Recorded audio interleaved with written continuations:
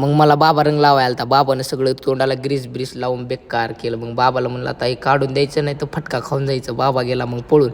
मग तिथं सोम्या बिम्या सगळ्याला रंगवू लागले. मग म्हणलं थोडी क्लिप बनवा म्हणलं, तुम्हाला दाखवा कसलं केले मिलेट आब्यानं सोम्यानं. तिथून मग आख्यानं मला गपचूप फोन केला, म्हणला स्टिंग प्यायच्या का? म्हणलं हां स्टिंग प्यायच्या. फुकटची म्हणल्यास तर मी कुठं बी येतो म्हणलं, खाली ये म्हणला चल टपरीकडे. मग मी खाली गेलो, स्टिंग पिली आणि वापस नाचायला आलो.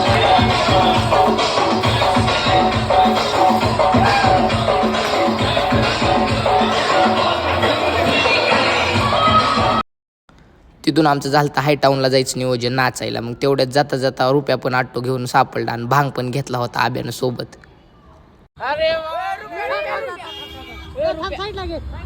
रुपया इकडे